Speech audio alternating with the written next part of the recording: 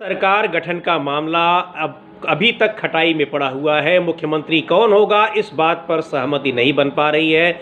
26 नवंबर को ही मौजूदा विधानसभा का कार्यकाल समाप्त हो चुका है।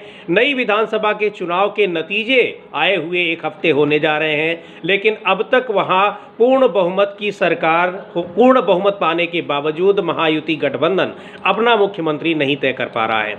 इस बीच ईवीएम को लेकर कांग्रेस पार्टी की आज एक बड़ी बैठक हो रही है दिल्ली में, कांग्रेस वर्किंग कमेटी की, कांग्रेस कार्य समिति की, जिसमें ईवीएम पर किस तरह से इसको जन आंदोलन का रूप देना है इस पर भी चर्चा होगी।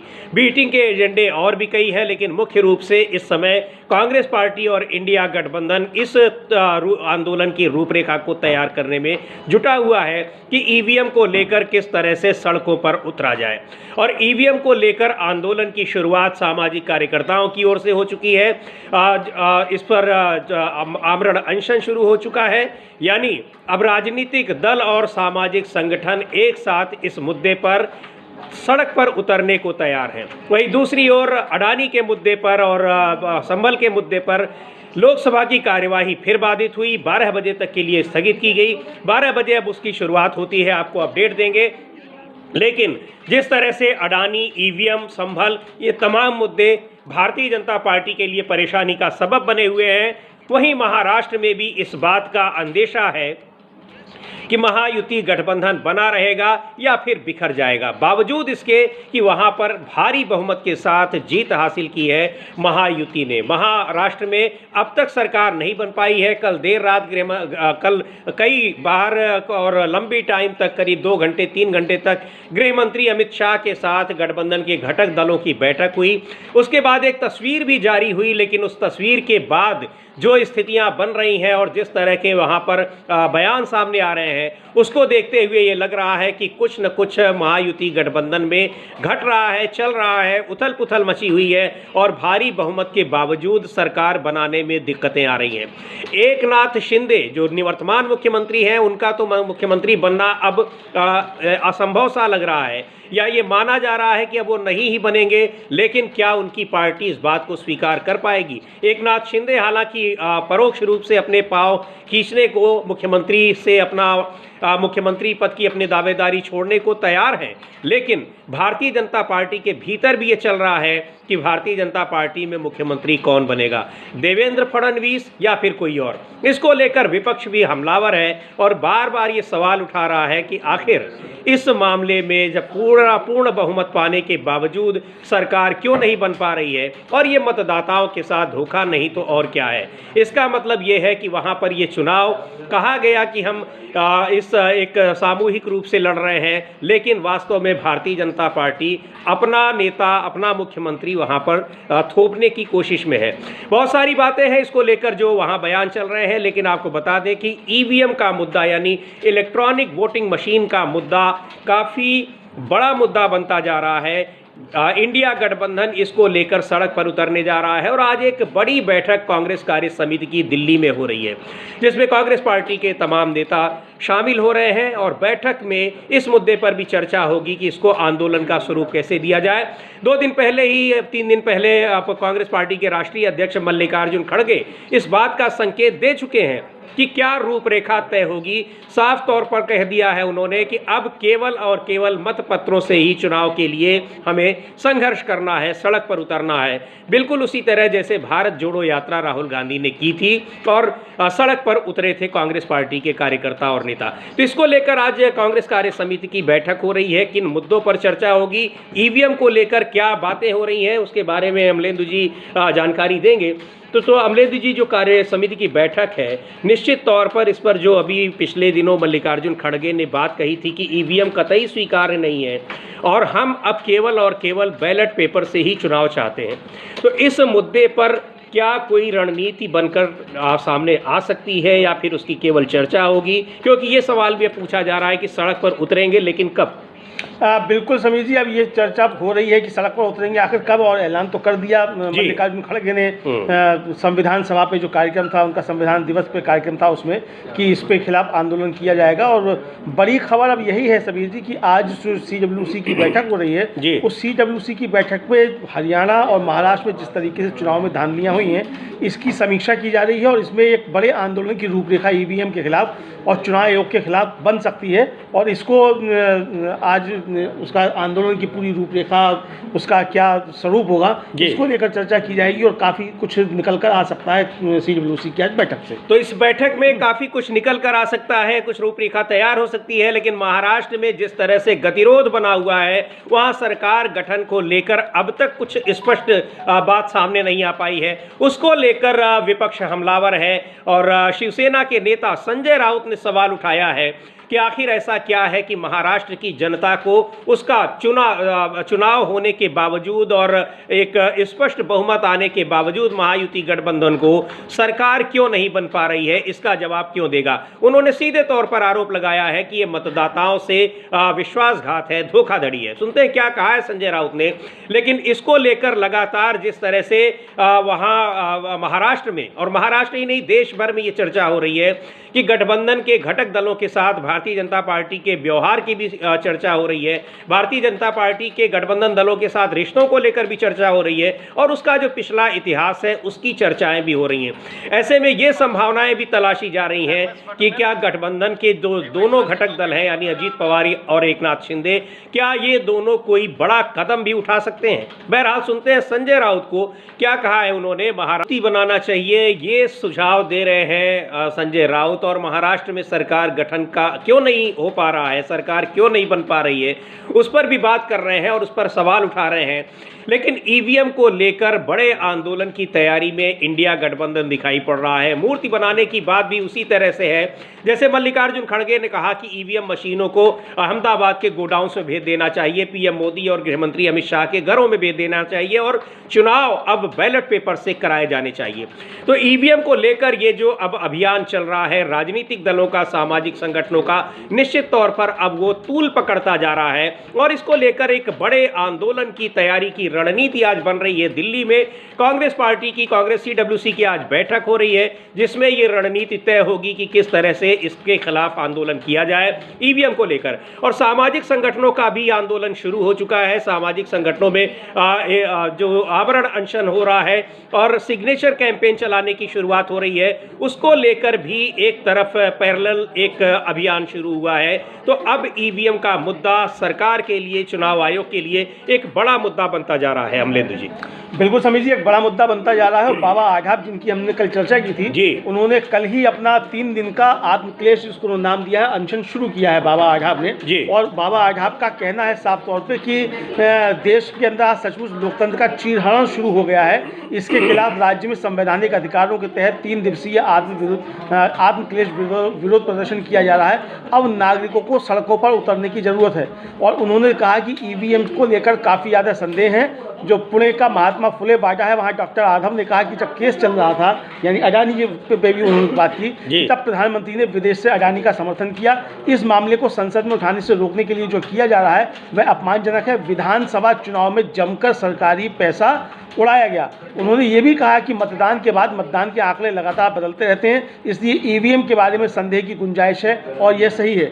इस मामले में जो NCP शरद पवार के विधायक हैं रोहित पवार, उन्होंने कल ही घोषणा की थी कि वो 2 बजे जाएंगे। कल वो 2 बजे पहुंचे भी और वहां जाकर उन्होंने बाबा आघाब के साथ मुलाकात की और उनका शुक्रिया अदा किया बाबा आघाब का कि आपने इस आंदोलन को शुरू किया है। तो ये पुणे से जो चिंगारी उठी है EVM के खिलाफ, अब ये राष्ट्रव्यापी एक आंदोलन बनेगा और आज जो CWC की बैठक हो रही है उस CWC की बैठक में भी ये चीज़ें सामने आ सकती हैं कि किस तरीके से EVM के खिलाफ और चुनाव आयोग की धांधलियाँ जो हो रही हैं उसके खिलाफ किस तरीके से आंदोलन तैयार किया जाए और किस तरह से आंदोलन को जन आंदोलन में बदला जाए। जी बिल्कुल। और NCP नेता रोहित पवार का हम वो ट्वीट भी देखेंगे जिसमें उन्होंने उन्होंने बाबा आघव की वो तस्वीरें पोस्ट की हैं जिसमें वो आमरण अनशन पर बैठे हैं, 3 दिन के आमरण अनशन पर, और बड़ी बातें उन्होंने कही हैं। उन्होंने कहा कि 1952 से, यानी जब देश में पहली बार चुनाव हुए थे, संसदीय चुनाव, आम चुनाव हुए थे, तब से लेकर अब तक वो राजनीति देख रहे हैं, चुनाव देख रहे हैं, लेकिन इस तरह का चुनाव उन्होंने पहले कभी नहीं देखा जिस तरह से महाराष्ट्र में अभी हुआ है और हाल के दिनों में जो हो रहा है।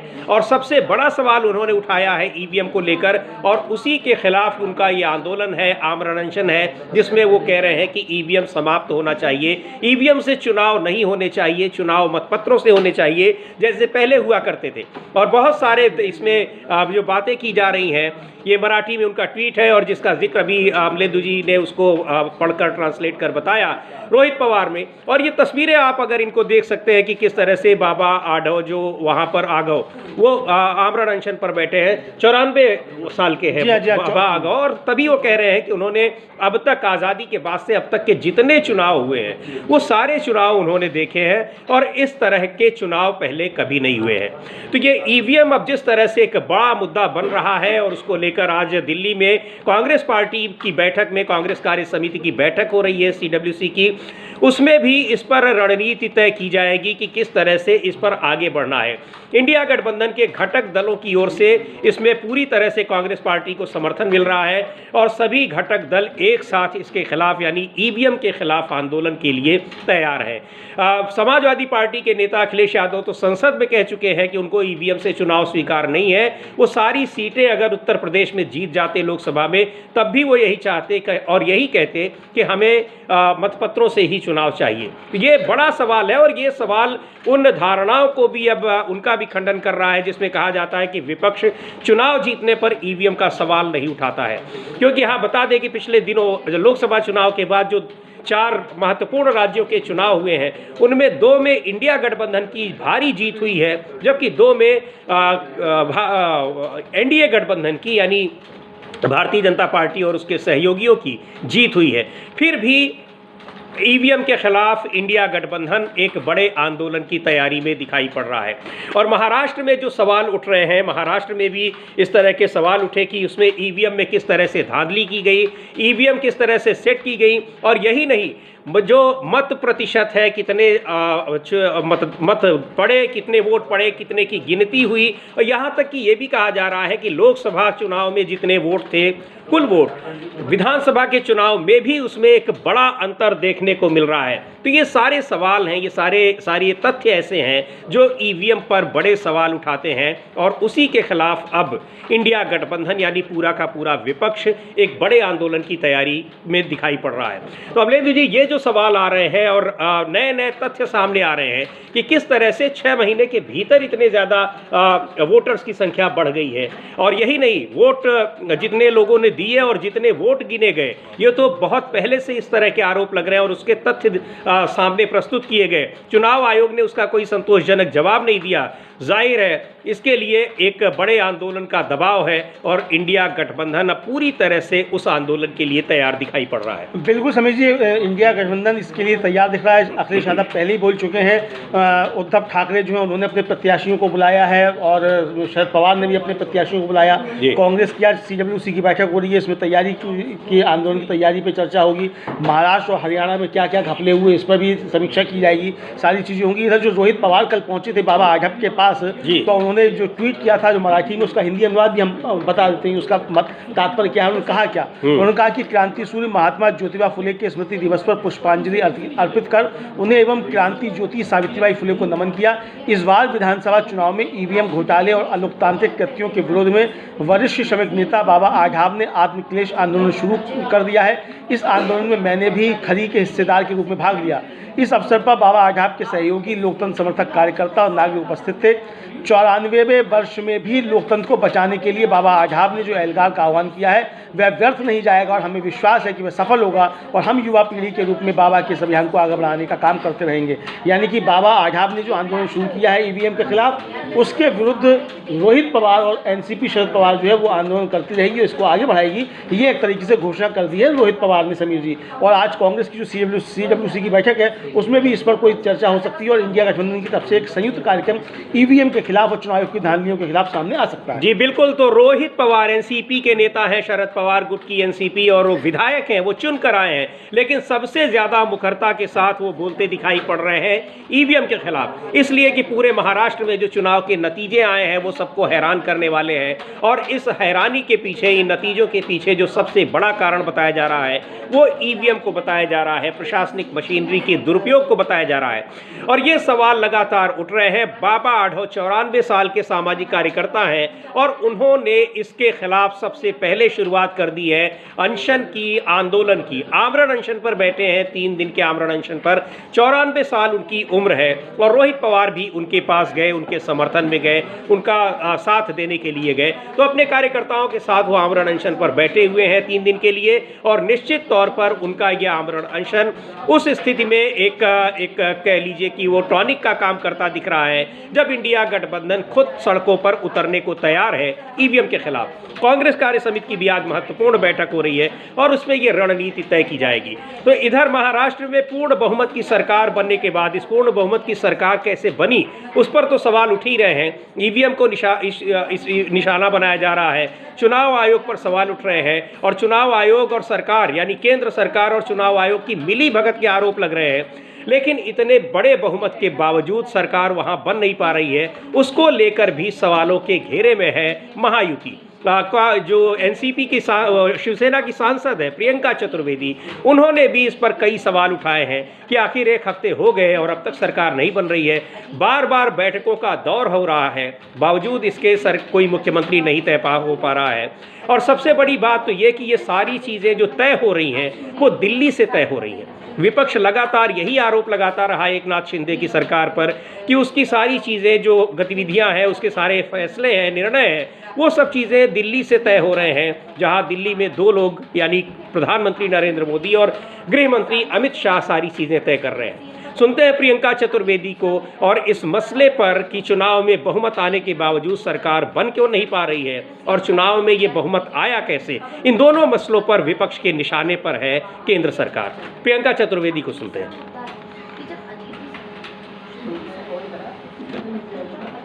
दिल्ली के लोग महाराष्ट्र के भविष्य का निर्धारण कर रहे हैं। कांग्रेस के नेता भाई जगताप हैं ये, और महाराष्ट्र में सरकार जो बनी है पूर्ण बहुमत से, अब तक वो अपना मुख्यमंत्री नहीं तय कर पा रही है, सरकार नहीं बना पा रही है। इस बात को लेकर सवाल उठे हैं, लेकिन सवाल सबसे बड़े इस बात को लेकर उठ रहे हैं कि इतना बड़ा बहुमत महायुति गठबंधन को मिला कैसे।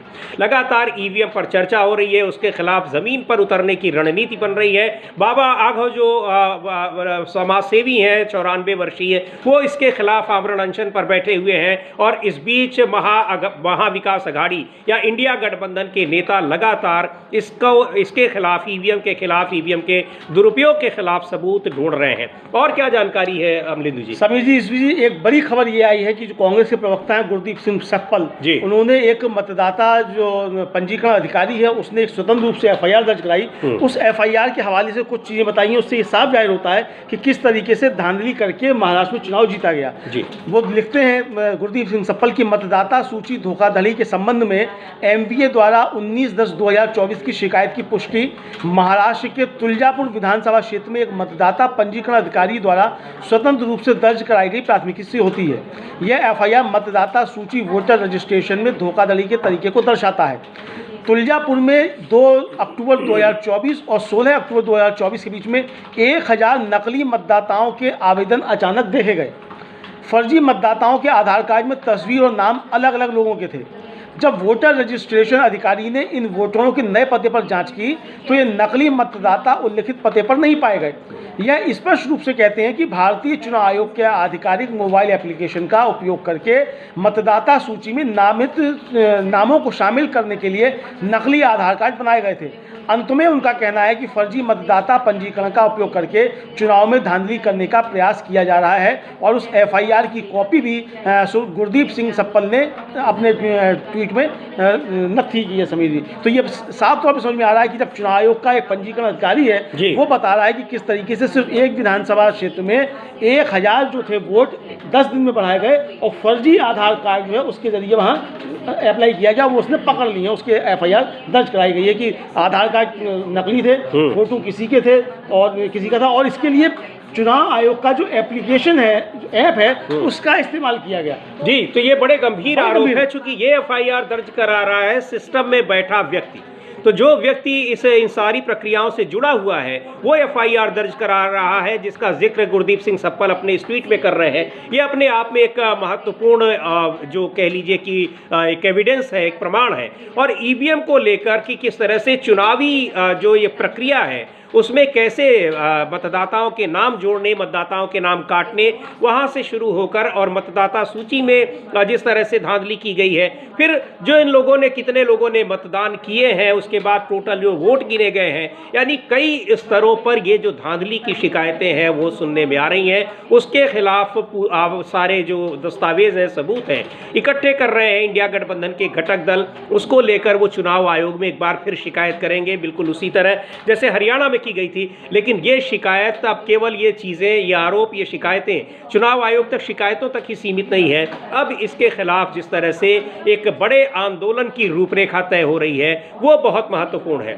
और सीधे तौर पर इंडिया गठबंधन के घटक दलों का कहना है कि हमें अब ईवीएम से चुनाव चाहिए ही नहीं। जी बिल्कुल, यही कहना है गठबंधन के दलों का, महाविकास अघाड़ी के दलों का, कि अब ईवीएम से चुनाव नहीं चाहिए, बैलेट पेपर से चुनाव करवाए जाएं। और आप देखिए किस तरीके से जो इलेक्ट्रॉनिक प्रोसेस है उसका इस्तेमाल करके फर्जी वोट बढ़ाए जा रहे हैं। ये जो गुरदीप सिंह सप्पल ने एफआईआर का जिक्र किया है उससे साबित होता है। इससे पहले गुरदीप सिंह सप्पल ने कल रात में जो था एक बहुत लंबा ट्वीट किया, और मुझे लगता है कि उसको भी पूरा पढ़ के सुना देना चाहिए। उससे ये राज खुल सकता है कि किस तरीके से ईवीएम के जरिए और चुनाव की प्रक्रिया में धांधलियाँ की जा रही है। उन्होंने कई सारे फैक्ट दिए हैं कि किस तरह से अलग अलग स्तरों पर ये धांधली की गई है। अब वो लिखते हैं कि महाराष्ट्र चुनाव पहलू फैक्ट 1, 19 अक्टूबर 2024 को एमवीए गठबंधन दलों ने भारत के चुनाव आयोग को लिखा था कि भाजपा बड़े पैमाने पर मतदाता सूची में धोखाधड़ी कर रही है, जिसमें प्रत्येक निर्वाचन क्षेत्र में एमवीए समर्थकों के 10,000 वोटों को हटाने का बीजेपी का लक्ष्य है। चुनाव आयोग को यह भी बताया गया कि भाजपा हटाए जा रहे 10,000 नामों को छिपाने के लिए 10,000 फर्जी मतदाताओं को भी जोड़ रही है। जी, एमवीए को संदेह था कि लोकसभा चुनाव के बाद मतदाता सूची से उसके लगभग 30 लाख समर्थक हटाए जा सकते हैं। अब वो कहते हैं इम्पैक्ट 1, लोकसभा से विधानसभा चुनाव तक एमवीए के 3 मुख्य दलों के वोट 32.8 लाख घट गए। क्या यह संयोग है? तो सवाल पूछें जी। फिर फैक्ट दूसरा बताते हैं कि एमवीए ने चुनाव आयोग को यह भी सूचित किया था कि भाजपा वोटर सूची में बड़े पैमाने पर नए नाम भी जोड़ रही है। उसके बाद इम्पैक्ट 2 बताते हैं, लोकसभा चुनाव 2024 के 5 महीने बाद महाराष्ट्र में कुल मतदाताओं की संख्या में 47 लाख की वृद्धि हुई है जी, जबकि महाराष्ट्र में 2019 के लोकसभा चुनाव से 2024 के लोकसभा चुनाव तक 5 साल में केवल 37 लाख मतदाता की वृद्धि की गई थी। लोकसभा चुनाव में भाजपा गठबंधन दलों के 3 मुख्य दलों के वोट 67.7 लाख बढ़ गए। क्या यह मानना गलत होगा कि भाजपा के वोटों के इजाफे में 47 लाख नए मतदाताओं का प्रमुख योगदान है? यानी जितना वोट बढ़ा 5 साल में, उसका 1.25 गुना वोट बढ़ गया 5 महीने में। लोकसभा चुनाव से लेकर विधानसभा चुनाव तक 47 लाख वोट बढ़ गए।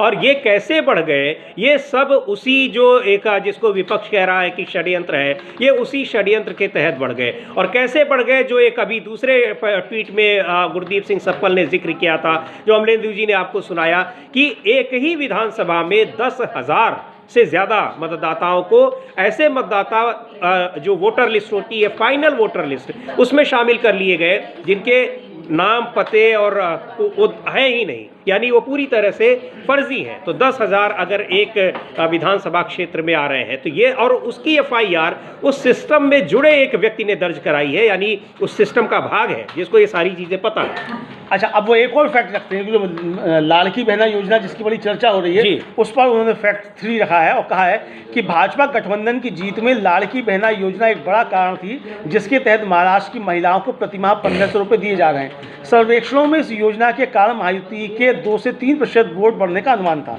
अब इम्पैक्ट बता रहे हैं वो इसका क्या है कि विधानसभा चुनाव में कुल 630 लाख वोटरों ने मतदान किया था। 3% प्रभाव का मतलब होता है करीब 20 लाख वोट जी। यदि कोई महायुति के 67.7 वोटों की बढ़त से 47 लाख नए मतदाताओं को हटा देता है तो बढ़त 20.7 लाख होती है। अद्भुत संयोग। फिर कहते हैं फैक्ट 4, अजीत पवार की एनसीपी को 58.1 लाख वोट मिले, ये काफी ज्यादा महत्वपूर्ण चौथा पॉइंट है। हाँ। और उसने 41 सीटें जीती हैं। शरद पवार की एनसीपी को 72.8 लाख वोट मिले और 10 सीटें जी, यानी लगभग दूने वोट मिले हैं और सीटें जो है वो चौथाई रह गई अजीत पवार के मुकाबले जी। दिलचस्प बात यह है कि एनसीपी की दोनों पार्टियों में 39 सीटों पर एक दूसरे के खिलाफ चुनाव लड़ी थी, जिनमें से अजीत पवार की पार्टी ने 33 सीटों पर जीत हासिल की, यानी 33 सीटें वो जीत भी गई एनसीपी अजीत पवार की, और वोट इनको ज्यादा मिले हैं जी, जो दोगुने वोट मिल रहे हैं और 33 सीटें ज्यादा जीत दे रही है एनसीपी अजीत पवार। क्या यह सटीक रोबोटिक सर्जरी सामान्य रूप से संभव है, सवाल पूछ रहे हैं जी। फिर फन फैक्ट कह रहे हैं, जो फन फैक्ट है वो आखिर में बड़ा मजेदार है। कांग्रेस और शिवसेना यूवीकी के लोकसभा चुनाव की बनिस्बत विधानसभा चुनाव कुल 47.1 लाख वोट कम हुए हैं। लोकसभा चुनाव के बाद जोड़े गए नए वोटरों की संख्या 47 लाख है। मतलब ये बिल्कुल कि लोग कैलकुलेशन कितने क्लैरिटी के साथ अगर ये षड्यंत्र है और ये ऐसा किया गया है, मैनिपुलेट किया गया है, तो उसका कैलकुलेशन कितना सही है कि लोकसभा चुनाव और विधानसभा चुनाव में 47 लाख वोटों का फर्क है महायुति गठबंधन और महाविकास अघाड़ी में। महाविकास अघाड़ी को लोकसभा में जो विधानसभा में मिले हैं इसकी तुलना में 47 लाख वोट ज़्यादा मिले थे, और जो ये नए वोट जोड़े गए हैं तो अंतर पाया गया है वो 47 लाख ही है। यही कहना चाह रहे हैं। जी हाँ, बिल्कुल यही कि जितने वोट जोड़े गए हैं जी उतने ही वोट महाविकास अघाड़ी के कम हो गए हैं।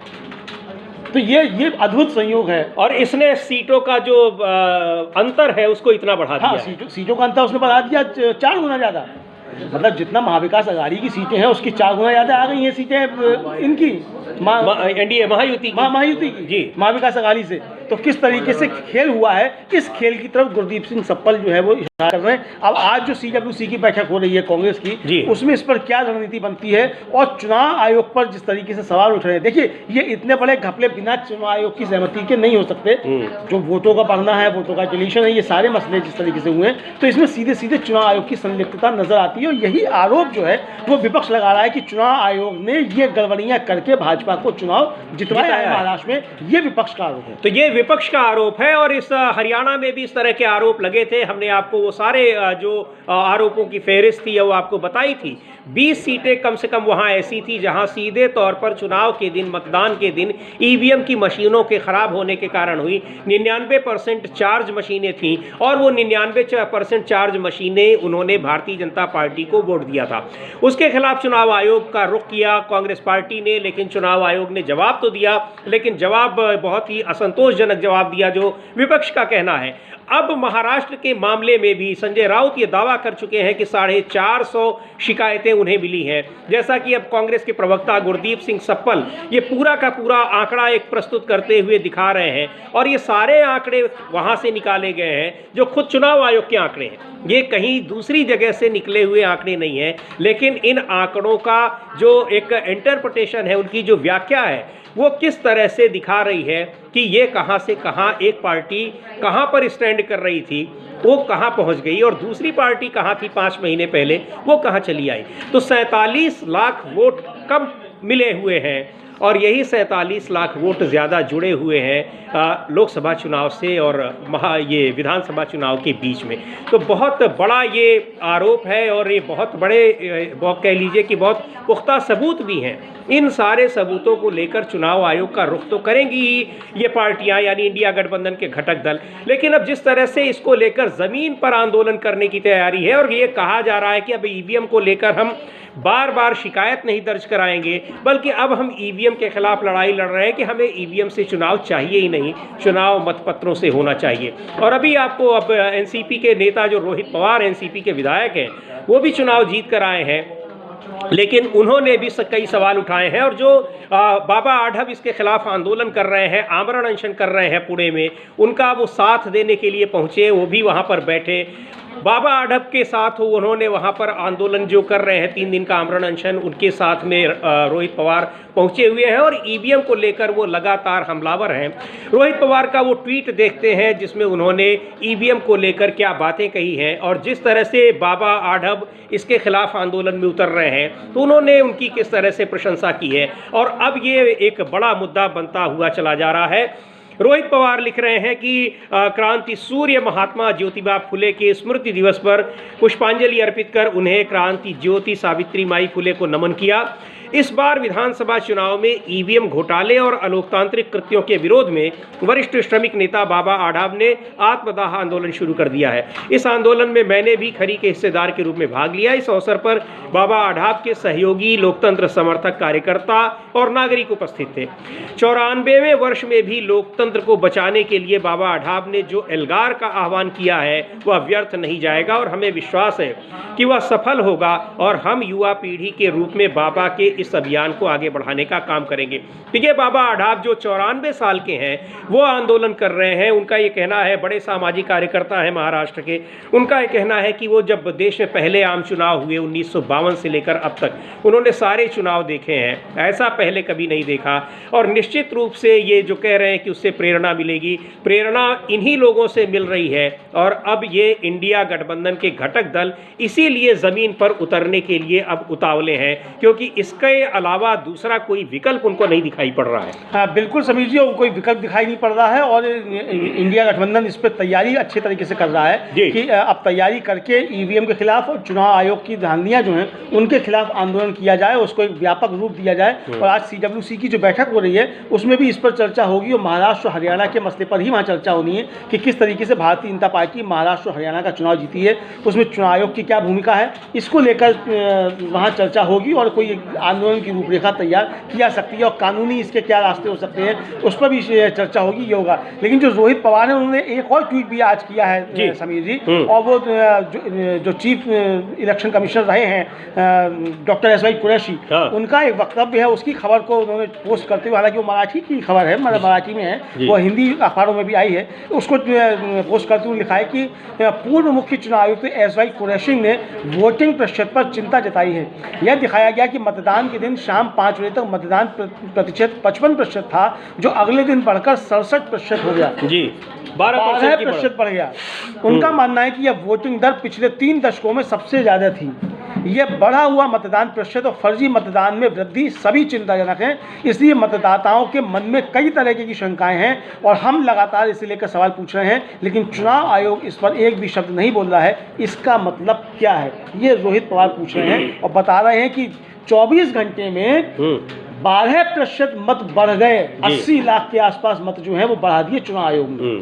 तो 80 लाख के हो गए और इंडिया गठबंधन के वोट कम हो गए लोकसभा चुनाव के मुकाबले 47 लाख जी हाँ, और बढ़ गए, मायावती की सीटें बढ़ गई 200 के आसपास। ये जो है ये सामने आ रहा है जी बिल्कुल। और यही सारे आरोप हैं जिसको लेकर अब सड़कों पर उतरने की तैयारी में है विपक्ष। और चुनाव आयोग पर आरोप लग रहे हैं कि जवाब नहीं दे रहा है, और सबसे बड़ी बात तो ये कि चुनाव आयोग जो जवाब दे रहा है वो भी बड़ा दिलचस्प जवाब है, और वो सीधे तौर पर इंडिया गठबंधन के घटक दलों को, जो हरियाणा के बारे में जो शिकायतें गई थी, तो चुनाव आयोग ने उस पर जो जवाब दिया था उसको लेकर भी बड़ा चुनाव आयोग की ट्रोलिंग हुई थी। और ये कहा गया कि चुनाव आयोग का जवाब तो इस तरह से दिख रहा है जैसे उसका कोई विरोधी राजनीतिक दल ये शिकायत कर रहा हो और वो जवाब दे रहा हो।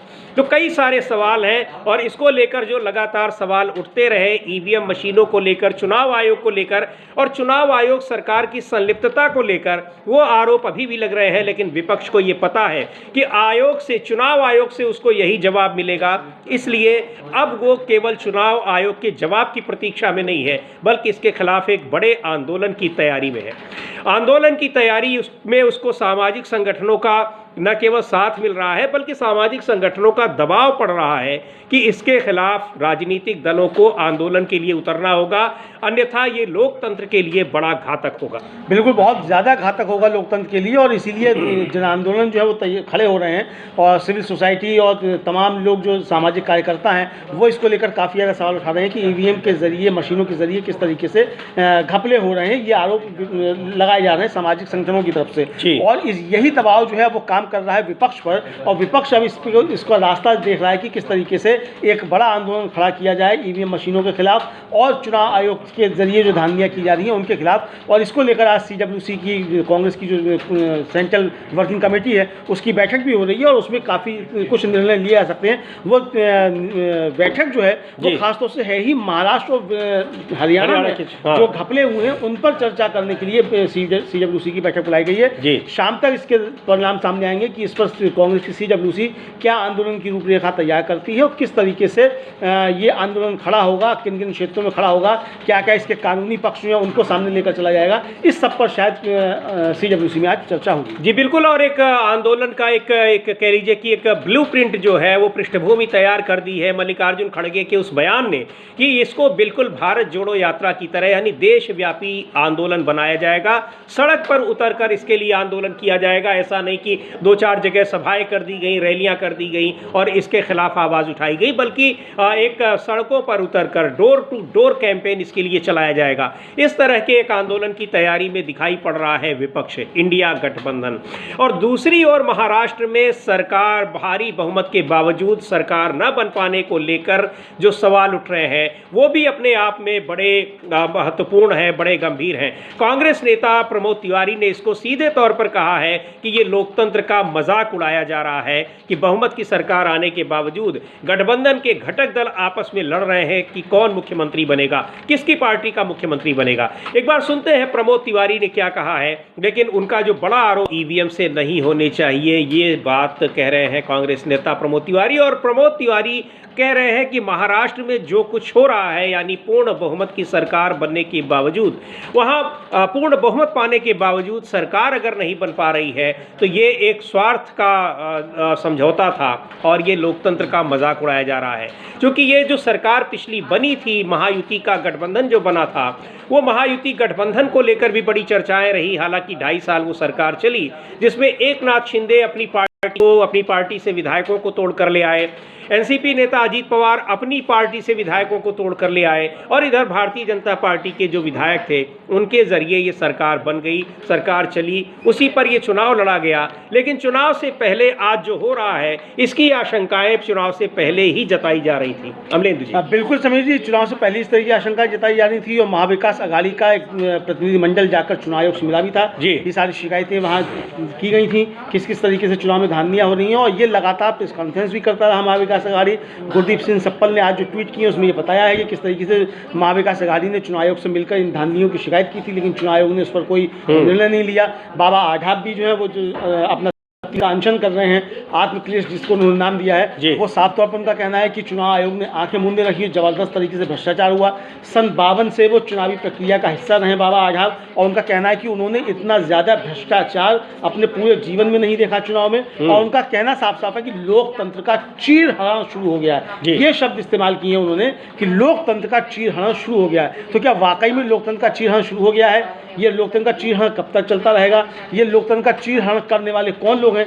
इसके खिलाफ अब विपक्ष को और जनता को मुझे लगता है शायद लामबंद होना पड़ेगा। जी बिल्कुल। और इसकी शुरुआत हो गई है, जो कि बाबा आढाव खुद ही बैठे हुए हैं वहाँ पर अनशन पर बैठे हुए हैं पुणे में। उनको समर्थन मिल रहा है, राजनीतिक दलों का भी, सामाजिक कार्यकर्ताओं का भी, आम नागरिकों का भी समर्थन मिल रहा है। और दूसरी ओर इंडिया गठबंधन किस तरह से ईवीएम के खिलाफ अब सड़क पर उतरने को तैयार है, उसकी रूपरेखा तय की जा रही है। तो आपको बताया हमने कि CWC की यानी कांग्रेस वर्किंग कमेटी की, कांग्रेस कार्य समिति की आज एक बड़ी महत्वपूर्ण बैठक हो रही है जिसमें इस बात पर चर्चा की जाएगी। और इसका संकेत अभी 3 दिन पहले दे चुके हैं कांग्रेस पार्टी के राष्ट्रीय अध्यक्ष मल्लिकार्जुन खड़गे। उन्होंने साफ तौर पर कहा कि अब इसके लिए आंदोलन चलेगा कि हमें चुनाव ईवीएम से नहीं चाहिए, ईवीएम की मशीनों को अब हटा दीजिए, फेंक दीजिए, उनको गोडाउन में आप रख दीजिए, अब चुनाव चाहिए तो केवल और केवल बैलेट पेपर से।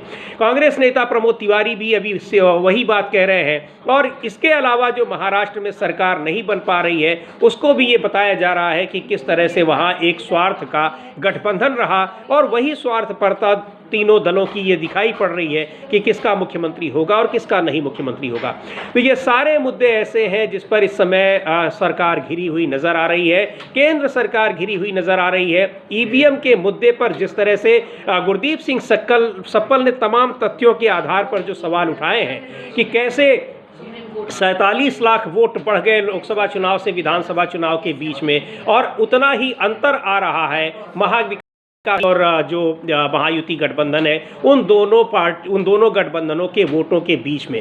तो ये सारे प्रमाण ऐसे हैं, इस तरह के प्रमाण दिए गए हरियाणा विधानसभा चुनाव में भी चुनाव आयोग को अभी फिर जुटाए जा रहे हैं। संजय राउत का कहना है कि 450 से ज़्यादा शिकायतें मिली है जहां पर प्रशासनिक मशीनरी का दुरुपयोग किया गया और महायुति को चुनाव जिताने की कोशिश की चुनाव आयोग ने। ये सारे तथ्य ऐसे हैं जो कि चुनाव आयोग पर सीधे तौर पर जो आरोप लग रहे हैं उनकी पुष्टि करते दिखाई पड़ रहे हैं। लेकिन चुनाव आयोग पर कोई भरोसा अब नहीं रह गया है। महाविकास अघाड़ी का, इंडिया गठबंधन का बहुत ही गंभीर मामला है, आरोप है, इसलिए अब उसको सड़कों पर उतरना पड़ रहा है। तो ये अब सड़कों पर उतरने की जो तैयारी हो रही है ये साफ तौर पर दिखा रहा है कि किस तरह से चुनाव आयोग जैसी संवैधानिक संस्था की जो निष्पक्षता है, उसकी जो क्रेडिबिलिटी है और उसकी जो कह लीजिए कि एक संविधान में जो स्थिति है उसके प्रति लोगों के अंदर ये रोष है और उसकी निराशा दिखाई पड़ रही है। तो बिल्कुल समझिए, काफ़ी ज़्यादा निराशा दिखाई पड़ रही है लोगों में, और इसीलिए जो है अब जन आंदोलनों का भी दबाव बढ़ता जा रहा है, जन संगठनों का दबाव बढ़ता जा रहा है।